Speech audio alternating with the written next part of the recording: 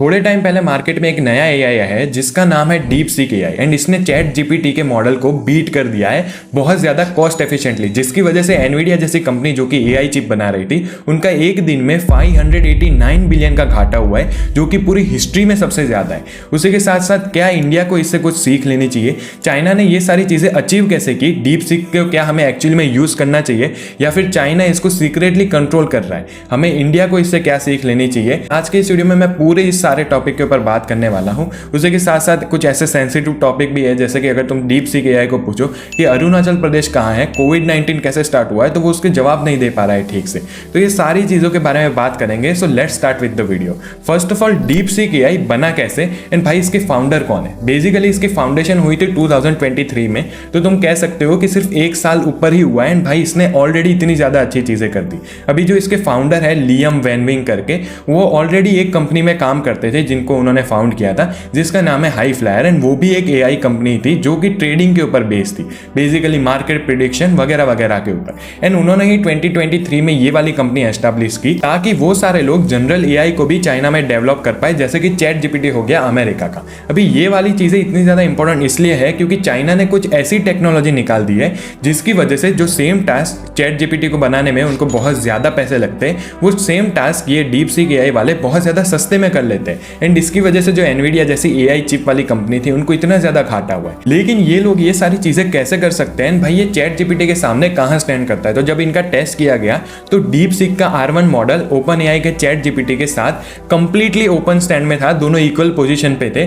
अगर उनको कोई फिजिक्स का सवाल दिया गया, कोडिंग प्रॉब्लम दी गई, तो दोनों आसानी से वो सारी चीज़ों को आंसर कर सकते थे। लेकिन जैसे मैंने कहा, डीप सीक वालों ने ऐसी टेक्नोलॉजी निकाली है जिसकी वजह से जो इनकी एआई चिप है वो बहुत ज़्यादा कम पैसों में ये सारे टास्क कर सकती है। एंड इनका इन्होंने रीज़न यही दिया है कि भाई उनकी जो चिप है वो उतने ही चीज़ें यूज़ करती है जिनकी उतनी ज़रूरत होती है। लेकिन यहाँ पे मेन प्रॉब्लम आती है चाइना वालों की। बेसिकली डीप सीक की कंपनी चाइना में ही फाउंडेड है, इसके जो फाउंडर है वो भी चाइनीज़ है।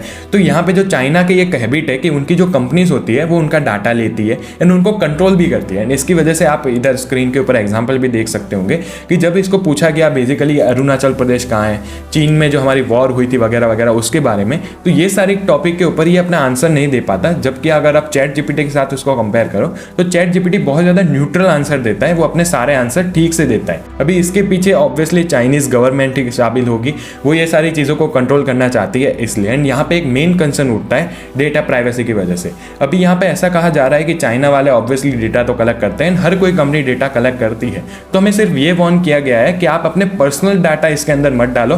मतलब अपने कोई कंपनी हो गया, आधार कार्ड नंबर हो गया वगैरह वगैरह, अपने पर्सनल चीज़ें उसके अंदर मत डालना, वरना ऐसे कोई यूज़ करने में उसको इतना ज़्यादा खतरा नहीं है। कोई भी नॉर्मल कंपनी होती है तो वो डाटा तो यूज़ करती है, लेकिन हाँ चाइना है तो थोड़ा रिस्क तो रहेगा ही। एंड अगर तो हम सीरियसली बात करें तो जो अभी डीप सीक का मॉडल है वो बस टेक्स्ट बेस्ड मॉडल है, जबकि अगर तुम चैट जीपीटी की बात करो तो तुम उसके साथ बातें कर सकते हो। एंड मैंने इन दोनों को कंपेयर किया तो पर्सनली मैं चैट जीपीटी को ही ज़्यादा प्रीफर करता हूँ, क्योंकि इसके आंसर्स बहुत ज़्यादा अच्छे से रिफाइंड होते हैं एंड बहुत ज़्यादा अच्छे से वेल रिसर्च होते हैं as compare to DeepSeek. And यहाँ पे ऑब्वियसली चाइना का भी बीच में क्वेश्चन मार्क आता है कि ये डेटा मैनिपुलेशन कर सकते हैं इसके साथ। अभी ऑब्वियसली ये बात प्रूवन तो नहीं है, मैं भी इसको 100% नहीं कह रहा हूँ, लेकिन आई प्रीफर चैट जीपीटी अगर कंपेयर करने जाओ तो। लेकिन यहाँ पे मेन प्रॉब्लम ये आती है कि इस सब का हमारे इंडिया से क्या लेना देना।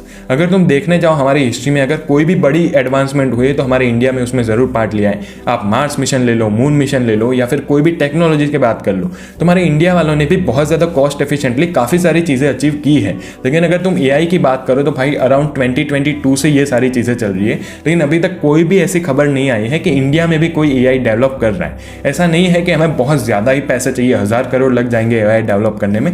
हमें भी चाइना की तरह, जैसे कि ये डीप सीक वाली कंपनी है, उन्हें जो चाइनीज़ में टॉप यूनिवर्सिटी के स्टूडेंट्स होते हैं उनको उठाया एआई में से। एंड भाई 200 एम्प्लॉय कहा जा रहा है, बस 200 एम्प्लॉय की टीम में 1.5 साल ने ये इतना अच्छा एआई डेवलप कर दिया। तो हमारे इंडिया में अगर तुम सोचो भाई IITs हो गया, IISc हो गया, इसमें से अच्छे स्टूडेंट ये लोग उठाए एंड भाई इनको 50-100 करोड़ दे दे एक एआई डेवलप करने में, तो तुम्हें नहीं लगता कि क्या हम पीछे रह जाएंगे? मतलब तुम्हें नहीं लगता कि हम डेवलप नहीं कर सकते? ये सारी चीज़ें ऑब्वियसली कर सकते हैं, लेकिन हाँ ये बात ज़रूर है कि हमारे इंडियन गवर्नमेंट इसके ऊपर इतना ज़्यादा ध्यान नहीं दे रही है। अभी के टाइम में chat GPT from America and भाई डीप सीक फ्रॉम चाइना ही बहुत ज़्यादा प्रोमिनेंटली एआई बताए गए हैं। बाकी और कंट्री ने भी कोई अच्छा एआई इन्वेंट नहीं किया है, लेकिन हाँ मैं ये ज़रूर चाहूँगा कि हमारे इंडिया की तरफ से भी नेक्स्ट एआई के एडवांसमेंट आए। अगर ये वाला वीडियो अगर आपको इन्फॉर्मेटिव लगा हो तो प्लीज़ लाइक कर देना, चैनल पर नए हो तो do subscribe. Thank you so much for watching. Bye bye.